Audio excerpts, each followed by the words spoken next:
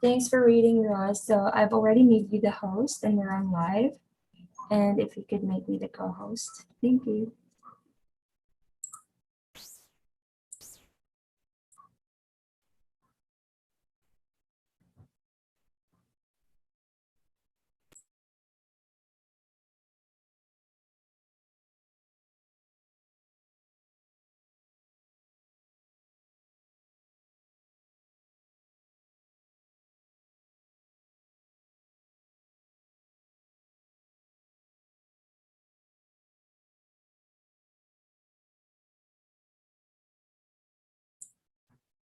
Please tell me if you need anything, okay? Maybe you want me to troubleshoot anything. So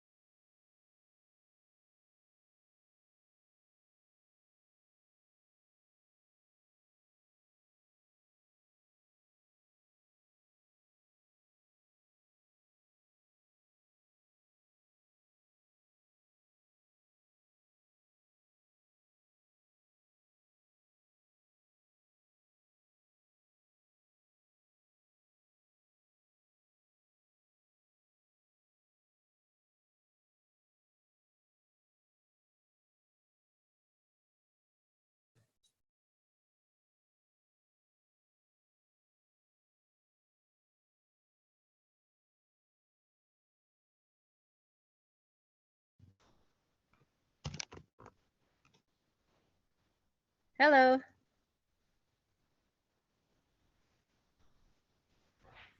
You're on mute.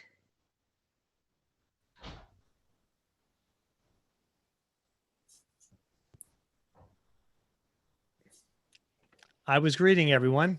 Afternoon, Pam. Hi. Hi there.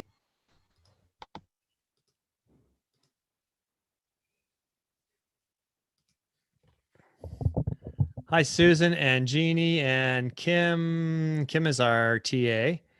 Joyce, Nancy, Joanne, and Danya.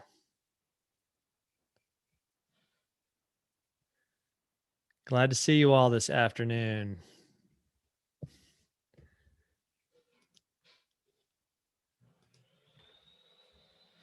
Our TA is Kim, so if you have any issues or questions or needs, you can contact Kim in the chat.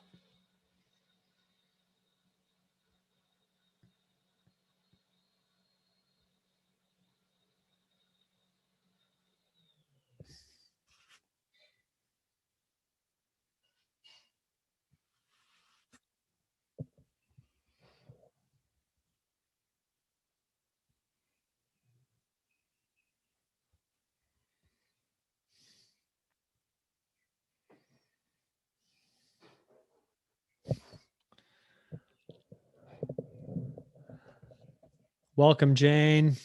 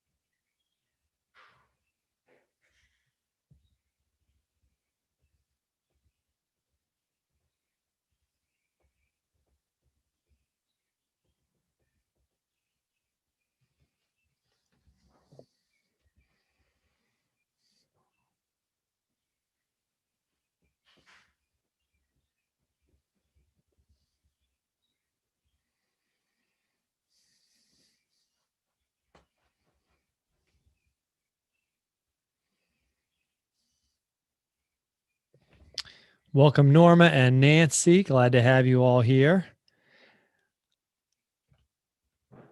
How many folks here are planning want to plan a trip this year? Raise your hand, hold it up, or do a virtual hand raise if you want to plan a trip. I do. Nancy does. Got a lot of folks that want to do that. Good. Well, hopefully today you'll either get clarity or confusion about that. Probably more clarity than confusion. This topic of where can we go when is constantly changing, and a lot of you, I think, are aware that yesterday the European Union made a decision to allow travelers in from America. I don't quite understand the whole process yet because there's still some more confirmation that has to go on with that. So there's an official announcement, I think, coming Monday. And exactly what that's going to require for Americans, I don't know yet. I did find out something today that I hadn't been thinking about, and that is that there have been Americans allowed to go there for other reasons. What they have mostly not been open for is tourism. So, well, we'll approach that. But I suggested this class a couple weeks ago, and had no way of knowing that the day before I started the class would be a day they'd make a big announcement like that, though I was kind of expecting something like this might happen. Let me go ahead and do a little screen share with you just to get started. A few more people might be coming to join us.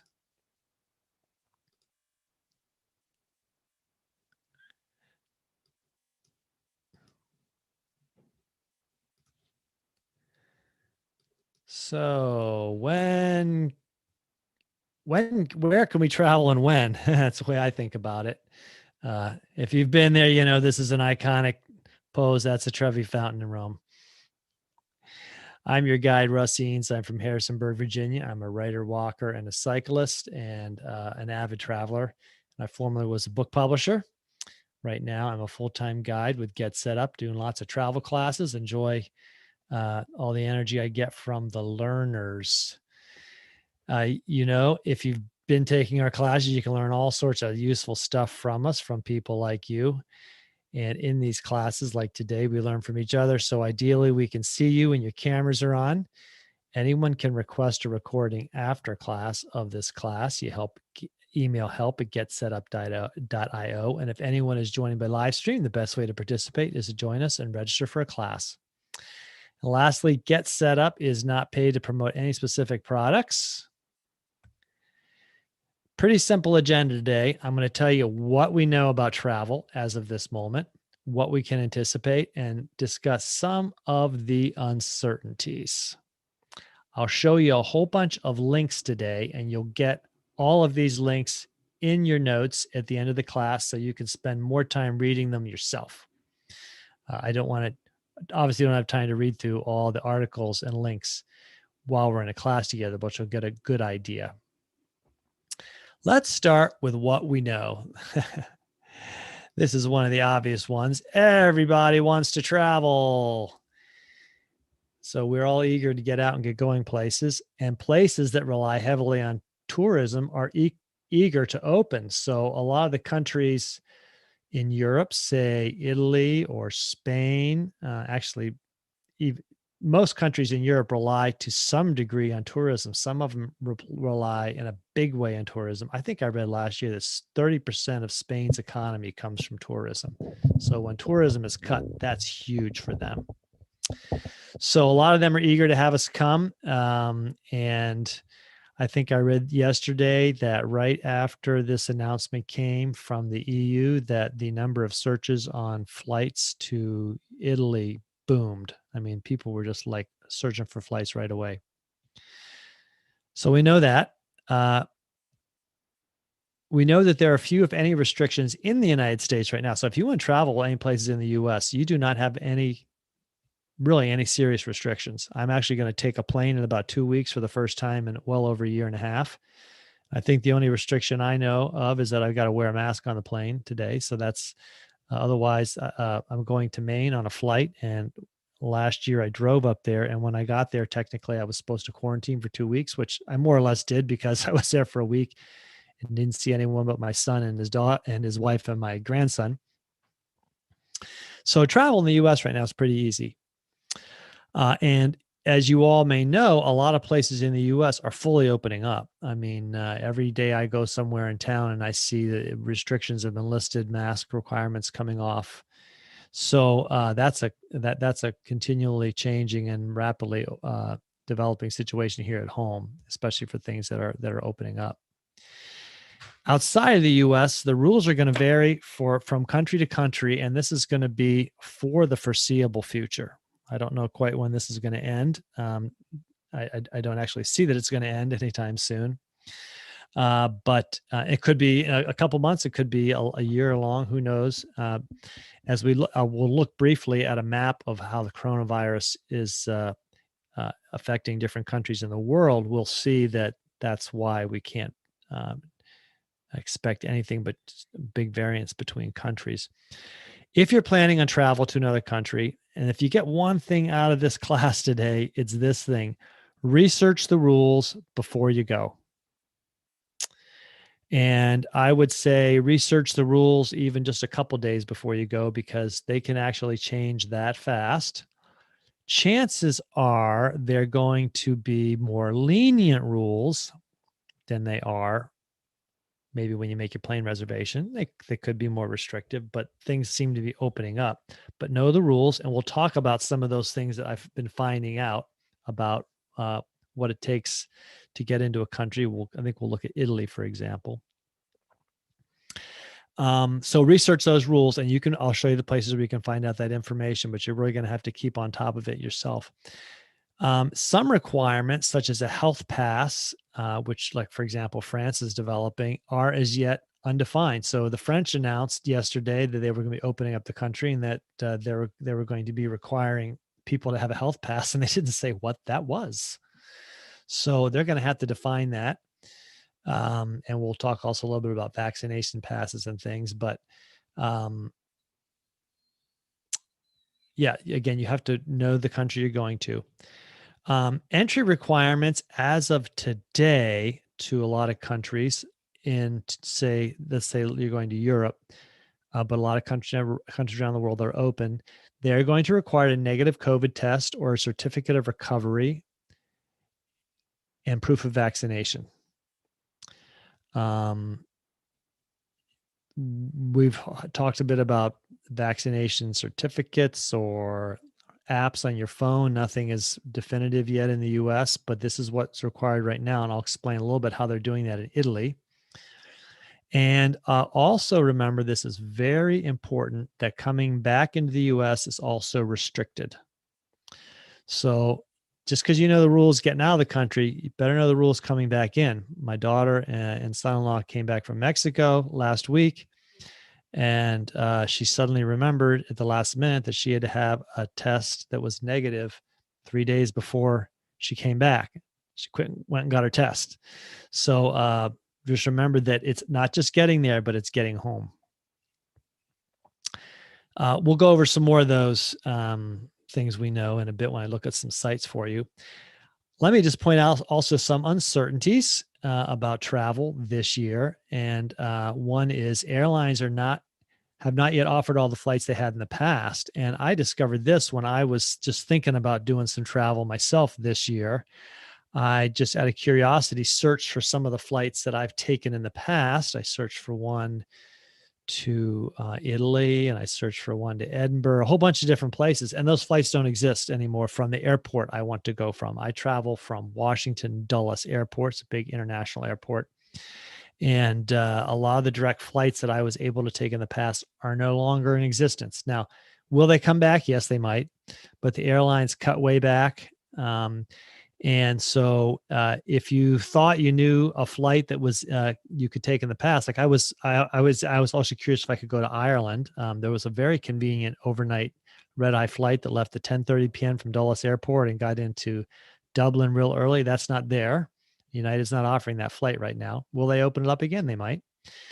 So I can't base my past experience right now. I can't make a flight or plans based on past experience because things have changed for the moment. Those flights might come back.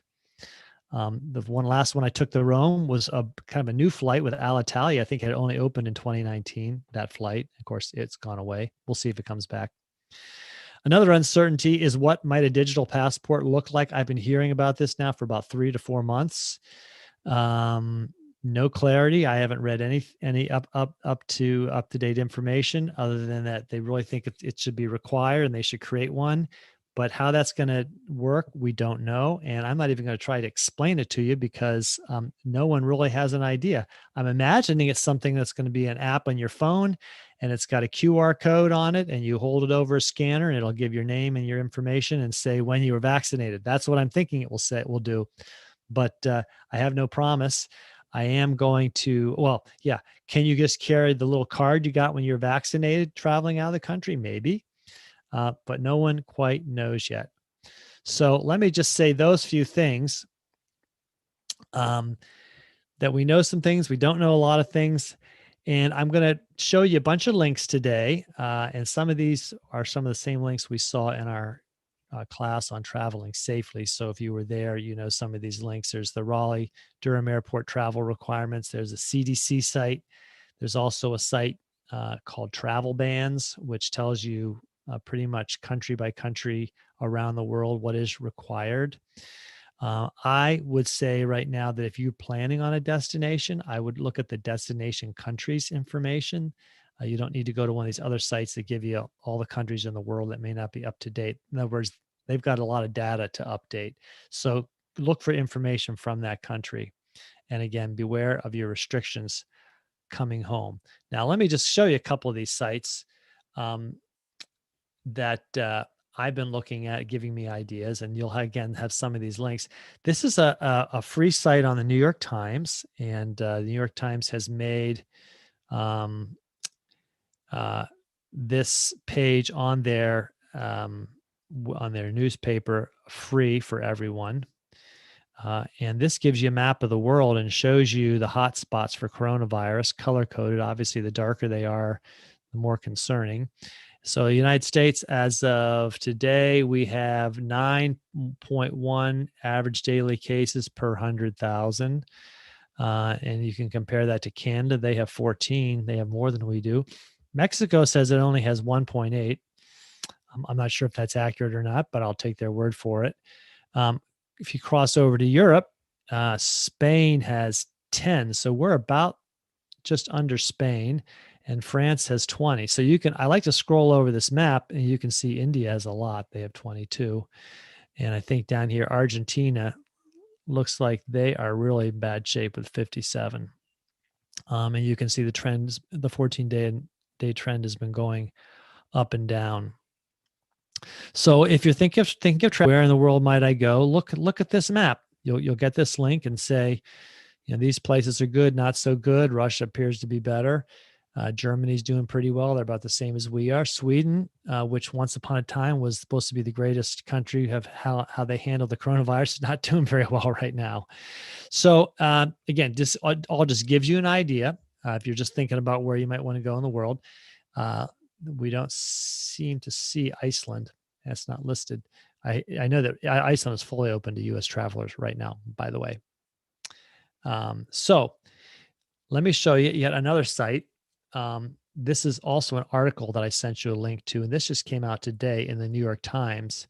This is a country by country guide to reopened Europe. And they gave you some of the countries that you could look at going to, and you can get an idea. So this is where I saw the story about the European Union agreed to reopen its borders to fully vaccinated travelers, including Americans. I'm just scrolling down here just to show you the list. So they start with some of these countries. So they've got Croatia. They tell you about how the virus is doing there. And then this is real important. They tell you about entry requirements. And one thing that I find helpful in this article, and this is the kind of thing you'll want to look for and research on a country, besides the entry requirements, it'll also tell you what things are like in that country. For example, are all the restaurants and bars open? Are all the hotels open? Are all the sites open, museums? Because when you tour somewhere, you want to see things, you want to have experiences. And, one good thing about traveling in the summer is that cafes and restaurants, you can sit outside. And so that's actually a safe place to go. So a lot of those restaurants have only had outside seating, but now you can go there safely. This just has lots of good information. I found this very helpful. They tell you a bit about medical facilities. Hopefully, you don't have to know about that. Tell you a bit about what daily life is. So this gives you an idea what kind of restrictions are happening within the country. Good article to peruse. I like this. So again, research the country you're going to, find out the situation on the ground, what's happening there. This says Croatia. Then I think it scrolls down to France. I'm just kind of scrolling through this to give you an idea of what's in here. Greece. Greece has been open. That's the place that really wants American tourists. So yeah, lists all these things: medical facilities, entry requirements. Coming down here, we should see somewhere Italy. And this was one that was really interesting. And I followed the link about the one about Italy. And it took me to this page. So I'll show you another page here. There it is. This is operated by the Italian government. So this is a good site. This is a good type of site that the country operates. And the reason I like these is that a country is going to keep their own information up to date, hopefully. And some of these sites which go out and kind of gather all the world, information, they may not necessarily get to all the world every day. So if you really want up-to-date information, look for what you can expect in Italy. Now, this is a long page about what's required. And some of the stuff that's in here, you're gonna have to look up what some of these words are. So it says passengers who come in are going to have to be on what's called COVID tested flights. And they're going to require a negative test before 48 hours before boarding. And then they're going to do a test when you land in the country. Now, hopefully, and as I did some further reading, it bears out that it seems like these are rapid tests. So when you land in Italy, you can take a rapid test and you can find out right away whether or not you have COVID-19, and then they can let you go. So you don't have to quarantine. And so Delta Airlines is setting up one of these COVID tested flights. So the idea is that they haven't got an airplane full of people that are questionable or problematic, but they know right away everybody got in the airplane was okay when they got in the airplane. When they arrived in Italy, they're still okay. And then you can go. So that's ideally what we would have. This is because we all know that right now, even though you can be vaccinated, and a lot of us are vaccinated, I've been fully vaccinated for a couple months now, they haven't yet determined that people who are vaccinated can't pass the virus along. And Susan is asking how much they charge you for the rapid test. Susan, I've been looking for that information. So do me a favor. If you find it, let me know. I haven't found it yet. Well, the reason I'm asking is that my daughter, who lives in Vienna, said that inbound passengers there. Now, this was back a while ago, but she said the ones that had to take the test coming into the country, they charged them $200 to take the test. Wow, that's a lot. Yeah, I thought so too. So anyway, that's just something to check on. I am looking for that, and I hope the next time I do this class, I'll know that figure. This is kind of a new. Russ, I did. Go ahead. Sorry, Russ. I didn't mean to cut you off. Go ahead. I've been seeing anywhere from 100 to 400, depending the what and the where, is what I've been seeing going around. People coming from Europe or coming back from Europe, at least online. So it just depends, but it's not cheap. It's not cheap. And that's a cost that a lot of us may not be calculating and building into the cost of our trip. I probably shouldn't tell you this, but I'm hopeful that within a few months or by the fall, they'll have decided that a vaccination is good enough and that they'll have a vaccine passport or something like that. And that they'll verify everyone getting on a plane has had a vaccination. It feels like this pandemic's been going on forever sometimes because the way it's affected our lives. And what's hard for us maybe to remember that it's really been over just a little over a year since we've been going through this. Still a long time, but a little over a year, and things change constantly. And I think what a lot of health experts are worried about is that there have been many instances in the last year when we thought things were getting better and they didn't, or they got worse. So they are always seeming to err on the side of caution. I'm not going to fault them. If you know me, you'll know that I'm a pretty conservative person about the coronavirus. And by conservative, I mean being careful. That's because one of my sons is a nurse and he's been taking care of COVID-19 patients for 14 months. And I've got the inside story from him about how terrible it is. And he's very cautious and conservative in his behavior. He was one of the first people to get vaccinated because he takes care of patients way back in December. So sometimes I tell people I wouldn't travel this year. What you do is your own advice. You have to take your own advice. Don't necessarily do what I tell you, but I'm very cautious. I would like to travel. I'm thinking if I go anywhere overseas, it will only be by the fall. And that is when there's a sense around the world that it's safe for us to be traveling from one country to another and not putting others at risk. I'm not so much worried about myself as I am more worried about those that I might put at risk. So that's their cautionary rule right now. And I'll send you this link and you need to follow all the way down this. Wow. All the information that's on here. And you may have to look some of this up because I wasn't sure, there's a passenger locator form you have to fill out. So I think, could be that if you were going to go to Italy and imagine driving around or walking around or going by train from city to city, that's a lot of information they may want you to fill out. And thanks also, who was it that gave me that information about the price of the rapid test? I did. Who? Oh, was that? Sorry, someone else said they were researching it though. Oh, me, Nancy. Sorry. Oh, hi, Nancy. That's okay. You weren't popping up on the screen. Yeah, and again, that's kind of what I would be expecting. Anyway, if you're planning on going somewhere, you're thinking about it, look at the restrictions. And I think if you remember my other class, that one of the things I say over and over again is know the risks of what you're doing. I've enjoyed all my travel through the years and it's all been safe and I've loved it and I want to do more of it, but I've always been careful to know about the risks. Here's another, so that was the article I showed you in the New York Times, which was excellent about Europe. It really gives you an idea of what's happening because one of the other things about travel, and I've been saying this, is that if you have a certain experience you're wanting to have and you go to that country and they still have restrictions, you may not get the experience that you were looking for.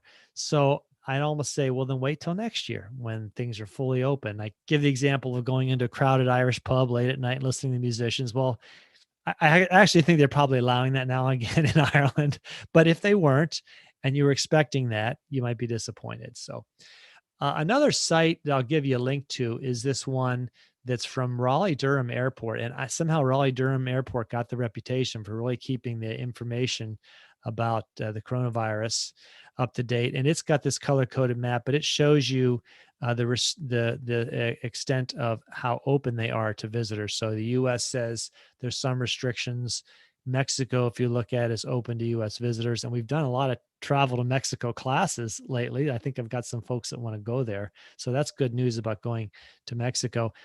And coming back to the U.S., that if you're not taking a rapid test, just the test that you might take at a pharmacy, I also don't know how much that cost. I'm going to have to ask someone who's done it. How much? I could ask my daughter. She didn't tell me how much it was, but this is a good site to go to. And you can find the information about France right there. It'll say that quarantine may be required.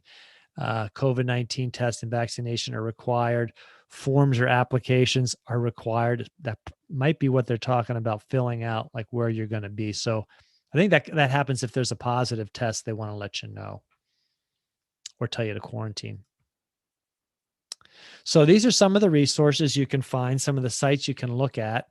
And if any of you have found some other information, I'm not going to show you the CDC because the link is there, but you may have already seen the CDC. That's what they say. Actually, the CDC does recommends we not travel. But we know that last week they suddenly said that for people that are vaccinated to be in rooms together or outside was safe, no more social distancing. So, things change rapidly. That kind of upended everything. I went into my gym yesterday, been going there off and on for the last year. I think it was closed for a long time. Then I started back up last fall. Then my wife and I decided over the winter when things got bad to not go back to the gym. And we started again in April and went in yesterday, and the masks required upon entry sign was gone. They said, no more masks required when you come in here. So everything's changing rapidly. Let's stop the share here and let me take some questions or take some observations, or some of you might know some information you can share with the rest of us. And let me also check the chat here. It says, yep, Kim says the rapid test depends on each country, but runs anywhere from $100 to $400. And Nancy put in a link about Skytrax ratings, the varying costs. There you go. There's a link you can take. I'm going to cut and paste that one, Russ, Nancy, that's into got our a notes. bar graph in it too. That's kind of cool. Most expensive to least expensive. I kind of like Okay. that. Okay. So if you're planning a travel budget, add the cost of a test into your budget. The worst thing that could happen, I suppose, is they'll take away the restriction, they take away the requirement of a test.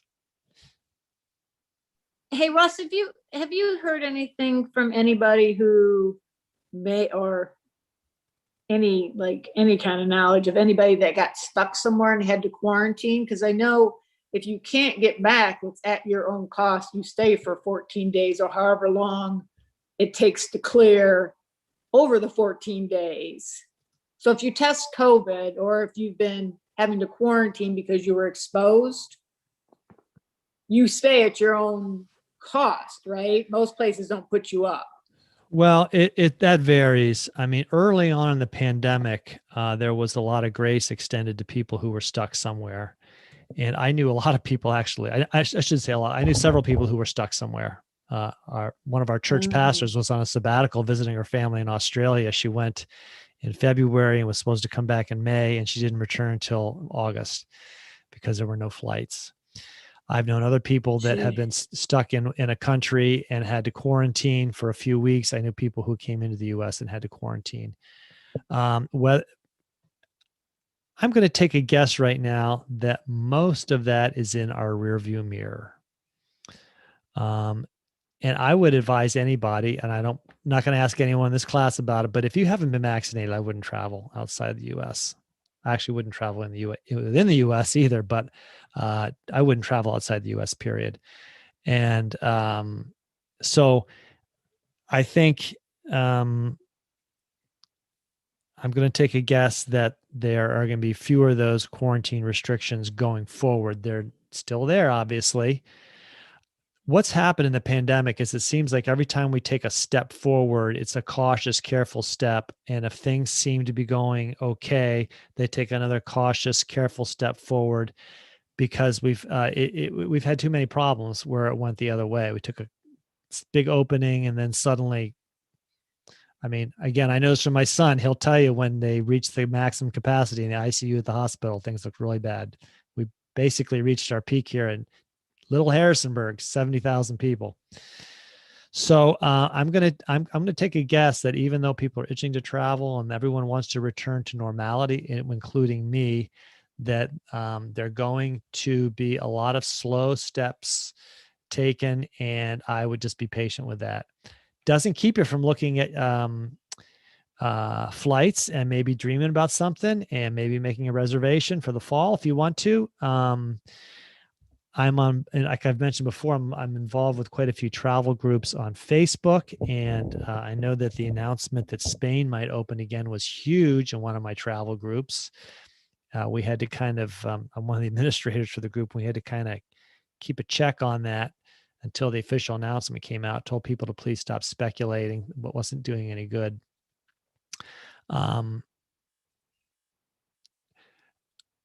So I'm noticing a note from Barbara says Panama was paying you to keep in quarantine back in February when she was there. If you didn't have a negative PCR test upon entry, the cost of a PCR test at the airport in Panama was $50. Okay. Is the PCR test, Barbara, is that the antigen test?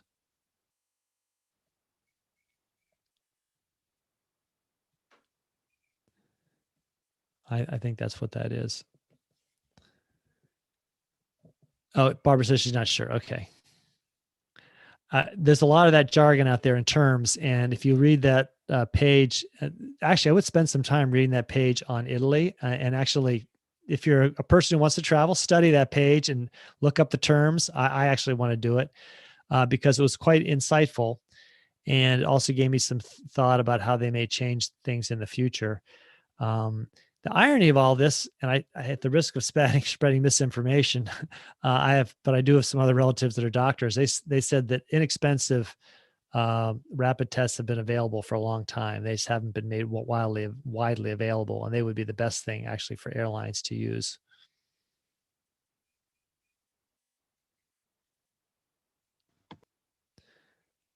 More questions or comments? It's a hot topic. It's one we all would like to. We're all talking about these days, or anything, or something anyone's heard.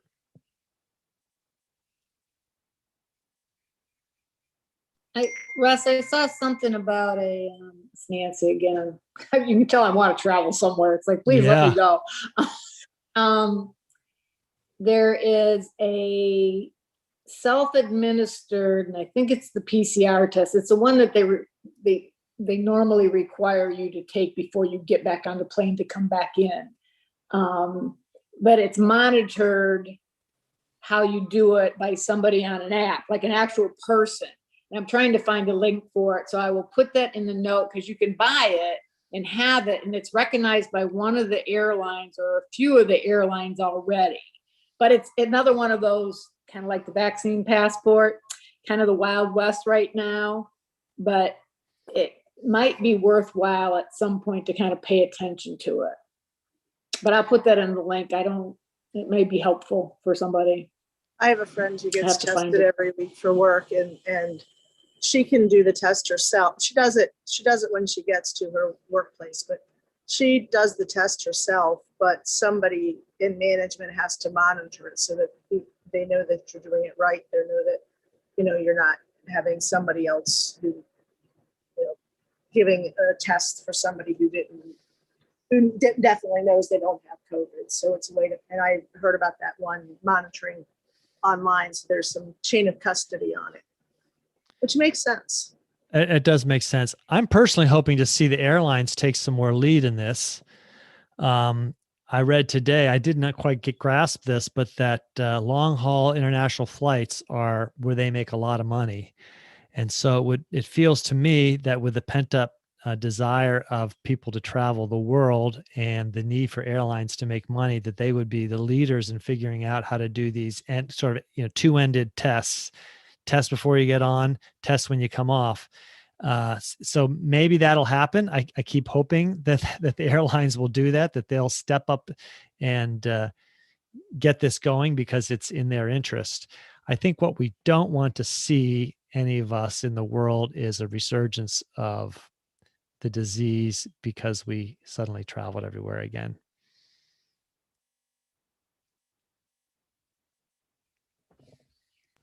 I'm a little. My biggest, sorry. Go ahead. No, I was gonna say my biggest concern, with all that's going on right now with the vaccinations, the numbers and everything, isn't so much the safety with COVID. It's having the rules constantly changing and not knowing what they are. Because if you book a flight and, like Russ, you made a comment about check it a couple days before, but what if the rules change between the time you book it and the time you are supposed to go, and now it's non-refundable because they're starting to say, oh, it's open up, let me just, go back to the old rules where it's harder to change or things get stuck. Because actually, when COVID just started in 2020, I was just getting ready to pull the trigger on buying a train ticket for long distance train, and then Seattle started quarantining people, and it's like, who knew what was going to happen after the next couple of weeks? We didn't, you didn't know it was going to explode like it did. It's like, all right, I'm not taking a chance to get on this train and be stuck somewhere for 2 weeks at my own expense, or even not at my own expense where I can't get back because I was working at the time too. So I personally just want to see things a little bit more consistent with the rules before I make any travel arrangements. So my plan is to start looking at what's available, where the flights are coming back, and really planning something for 2022, and then just sticking to US travel for 2021 later this year. I think that's very wise, Jeannie. That's basically my plan as well, because you're right. Things are changing, and I think in a year things will be pretty certain. We'll know what's going on. We'll have figured out how to protect people when they travel, or things will have just gotten a whole lot better, and there won't be so much uncertainty as I mentioned. And there's plenty to see in this country that if you want to travel. Actually, I like that idea of a long distance train ride. That's quite an appeal to me personally. So yeah, very, very wise words. I do think the airlines are going to continue at least to give us no change fees for a while. I can see them keeping that for the longer term. Will they ever change back? I can't say for sure. I wouldn't be surprised if they did. But yes, I think that if you don't want to take any risks, just don't plan anything right now. In a year, in less than a year, I think by next late winter, early in 2022, we'll know. We'll be a lot more certain about travel, but international travel, which is then a good time to head south of the border. I was going to say, when I was in Cabo late last year, the resort offered a quick test. I mean, it was done, got results within 5 minutes, within 3 days of traveling, flying back. And it was only like $20. But again, everything was different from resort to resort. But I went to Hawaii in January, and Hawaii is very specific about the test you get and where you get it. They have a list of the exact places you have to get it. Well, there was a little thing on there that says other, so I checked that, and I had the right type of test, but because it didn't come from, one of those on the list, I had to pay $250 at the San Francisco airport to get a rapid test there at the airport. Ooh, So, that hurts. Yeah, that hurts. And I missed the flight, so that I didn't get in till later. But That hurts again. another concern I have is, like, I think Fauci said this morning that you're going to require a booster shot within 8 to 12 months. And since I'm in the medical field, I had mine back in December. So that's another thing. Are they going to require that if they see that your vaccination is many months old? Right. We don't know. Yeah. The other thing, I don't know if anybody else has this concern too, because like Russ, we're talking about, not all flights exist right now. And so here's the other problem, and it has nothing to do with COVID. But if you travel somewhere and for some reason your flight gets canceled because of mechanical issues or whatever, now this is on your pocket, where you have to go pay for a hotel and maybe not get a flight for a couple of days to come back. So it's sort of, you've got to have some flexibility into your timing as well. Yep. That get back to that issue about flights not being there. Actually, I would say for me, a lot of the flights I've taken recently are not there. So it's going to take a while also before the airlines. And that's a good point, Jeannie, because if there are fewer flights, also if there's a problem, you may have fewer options. Yeah, this was years ago. I was a low cost carrier. They didn't have that many flights, bad weather. I was stuck 3 days before I could get on a plane. Now, granted, it was good. I was visiting my parents, and I went back to their house after the airport, and I was on the phone for 3 days trying to rebook my flight. But I missed 3 days of work because, I couldn't get home. Yeah. And one thing about those change fees, I was supposed to go to Alaska last year, and of course that got canceled. But I was trying to use Delta to go somewhere else, but I could only use it to fly from the same destination, which was Vancouver. So that was kind of misleading. I thought, okay, I've got the I can change my flight, but I have to leave from that location. So Yeah. that was frustrating. And also, I'm concerned about the flight costs to go internationally with so much demand. Don't you think they'll be like out of this world price wise? Well, there's some speculation that they're going to do that. I haven't seen the flights prices crazy yet. They're trying to get us all back into flying. Anyone who's had my class on planning and using mobile apps for travel, one of the ones I have is Hopper, and I just keep a monitor on price flights just out of curiosity. And the price flights are about what I was seeing pre-COVID, but the important thing is there are many, many fewer. It used to be I could fly from Washington Dulles to Rome, to Edinburgh, to Ireland, and those are the three of the destinations I've taken in recent years, and all those are no longer there. So it seems like JFK, Atlanta are now, or one of the other New York airports is now the bigger international. I mean, they know they're still having some flights out of Dulles, but anyway, yeah. Any more comments or questions? When the pandemic first affected air travel, they had the immigration had limited the inbound flights to certain airports. Is that still going on? I haven't looked at that since because I haven't planned to travel, but there were only, for instance, I live in Houston and I can fly out directly from Houston to Europe and back, but Houston was not one of the inbound airports during that time, and so I had to go through Dallas. Right. I was in Vienna when it all started, and so I had to get home, and so it was. I can attest to the madhouse it was. Yes. Okay. So yeah, I was watching that. So you were asking, would they be restricting airport if things get worse? Do you mean? No, Or no. just- I mean, now is immigration now Oh, I taking? see.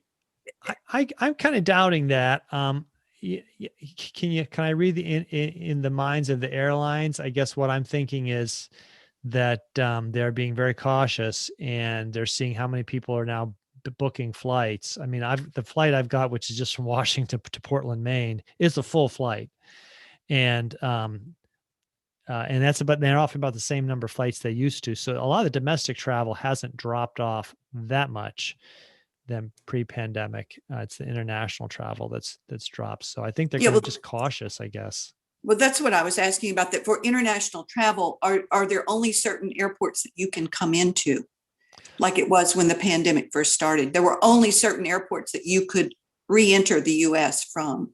Yeah. I'm not aware that that's happening right now. Any more questions or comments before we close?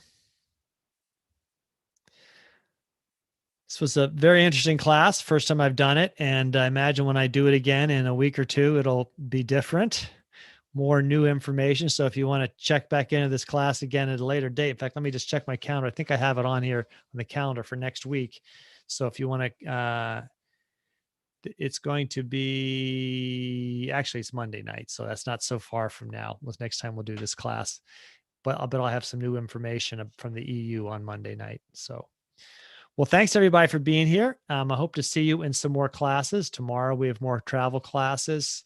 Tomorrow's classes are the top 10 travel tips. And then we'll be doing the foods of Oaxaca again on 4:00 tomorrow afternoon. So anybody thinking of traveling to Mexico, this is your class. That's your class, I should say.